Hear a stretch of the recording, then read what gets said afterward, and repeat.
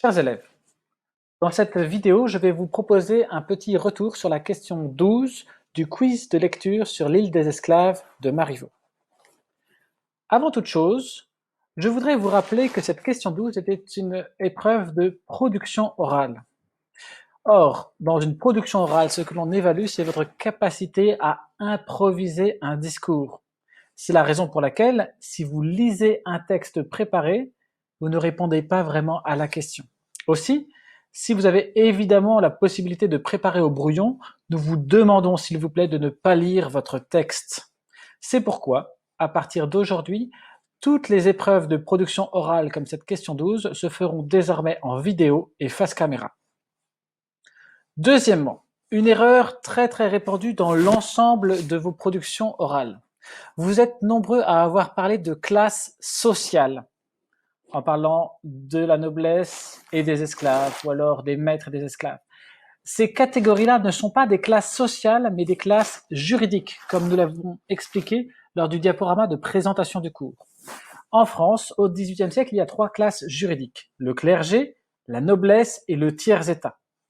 Ces classes juridiques sont elles-mêmes divisées en classes sociales. Regardez, à l'intérieur du tiers-état, vous avez plusieurs classes sociales. Les grands bourgeois appartiennent à une classe sociale de gens très riches et privilégiés, qui n'est pas la même classe sociale que celle de la moyenne bourgeoisie, qui n'est pas la même classe sociale que celle des domestiques et des journaliers. De la même manière, à l'intérieur de la noblesse, la haute noblesse et la noblesse de robe n'appartiennent pas nécessairement à la même classe sociale. Or, on peut retrouver des gens qui, dans le tiers-état, dans la noblesse et dans le clergé, appartiennent à la même classe sociale, en termes de revenus, en termes de pouvoir économique. Voilà, donc s'il vous plaît, ne faites plus cette confusion. Il s'agit de classes juridiques quand on parle du clergé, de la noblesse et du tiers-état, ou quand on parle des maîtres et des esclaves. Ce sont des classes juridiques et non pas des classes sociales. Comme pour répondre à n'importe quelle question, il s'agit toujours de commencer en lisant attentivement la question. Quelle est la question? En vous appuyant sur le vocabulaire contenu dans la pièce, qui fait référence au principe des penseurs des Lumières, expliquez en 1 minute la mission que s'est assignée la République des esclaves. Le premier mot important de cette question, c'est le vocabulaire contenu dans cette pièce. Or, il faut le dire, le mot empathie n'apparaît ni chez les penseurs des Lumières, ni dans la pièce. C'est pourquoi ce mot empathie n'est pas un mot pertinent pour réfléchir sur cette question. Deuxièmement, le deuxième mot important, c'est la mission ici que s'est assignée la République des esclaves. Il s'agit d'expliquer la mission que s'est assignée la République des esclaves. C'est pourquoi, pour expliquer la mission que s'est assignée la République des esclaves, il ne s'agit pas de raconter la pièce. Il ne sert à rien de raconter ce qui se passe pendant cette pièce. Il faut en revanche impérativement prononcer le mot mission et le mot République des esclaves. Une seule élève dans ma classe a prononcé ces mots, je lui ai mis un bonus. C'est la question elle-même. On vous demande d'expliquer la mission que s'est assignée la République des esclaves. Il faut que ces mots mission de la République des esclaves apparaissent dans votre réponse. Or, qui est-ce qui parle au nom de la République? Qui incarne la République dans cette pièce? C'est Trivelin. Il faut donc se référer à son discours. C'est dans son discours que vous pourrez trouver les principes des Lumières qui éclairent la mission que s'est assignée la République des esclaves. Alors je vais prendre un extrait assez long. Il ne s'agit pas du tout de le citer dans son intégralité, mais je prends cet extrait de Trivelin. Quand nos pères, irrités de la cruauté de leurs maîtres, quittèrent la Grèce et vinrent s'établir ici, dans le ressentiment des outrages qu'ils avaient reçus de leurs patrons, la première loi qu'ils y firent fut d'ôter la vie à tous les maîtres que le hasard ou le naufrage conduirait dans leur île, et conséquemment de rendre la liberté à tous les esclaves. La vengeance avait dicté cette loi. 20 ans après, la raison l'abolit et en dicta une plus douce. Nous ne nous vengeons plus de vous, nous vous corrigeons. Ce n'est plus votre vie que nous poursuivons, c'est la barbarie de vos cœurs que nous voulons détruire. Nous vous jetons dans l'esclavage pour vous rendre sensibles aux maux qu'on y éprouve. Nous vous humilions afin que, nous trouvant superbe, vous nous reprochiez de l'avoir été. Votre esclavage, ou plutôt votre cours d'humanité, dure 3 ans, au bout desquels on vous renvoie si vos maîtres sont contents de vos progrès. Alors vous voyez, j'ai mis en valeur une première citation. La vengeance avait dicté cette loi, 20 ans après, la raison l'abolit. C'est-à-dire qu'on ne va plus agir avec vengeance. L'abolition de la vengeance renvoie à deux concepts clés des Lumières, l'égalité et la justice.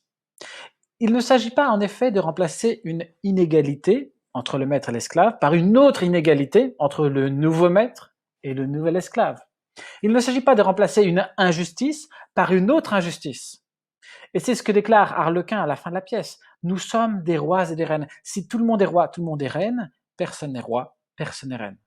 En fin finale, la paix est conclue, la vertu a arrangé tout cela. C'est vertu, c'est vivre dans la vertu que de vivre dans l'égalité. Alors, je vous signale que comme souvent au théâtre, les valets dans cette pièce sont plus malins que leurs maîtres et ils sont meilleurs qu'eux. C'est d'ailleurs ce que dit Trivelin à un moment. Vous avez été leur maître et vous avez mal agi. Ils sont devenus les vôtres et ils vous pardonnent. Vous voyez, le comportement des anciens maîtres et des nouveaux maîtres n'est pas symétrique. Les nouveaux maîtres, les anciens valets, sont meilleurs que les maîtres. Faites vos réflexions là-dessus.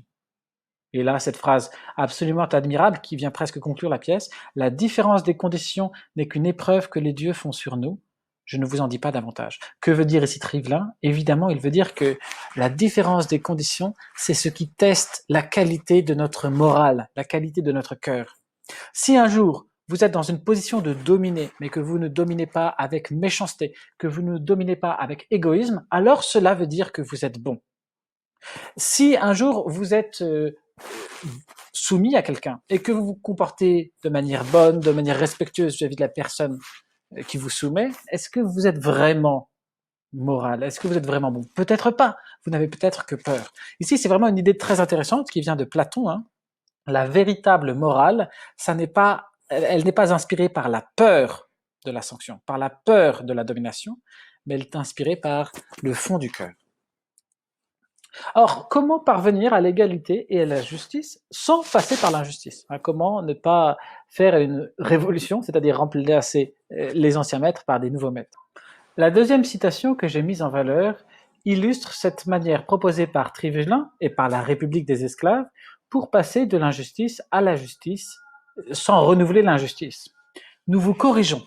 Ce n'est plus votre vie que nous poursuivons, c'est la barbarie de vos cœurs que nous voulons détruire.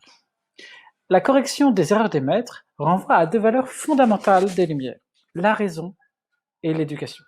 Nous allons commencer par la citation de Trivelin que j'ai mise en deuxième position. Par la citation de Cléantis. Mais à présent, il faut parler raison. C'est un langage étranger pour madame. Elle l'apprendra avec le temps. Il faut se donner patience. Je ferai de mon mieux pour l'avancer.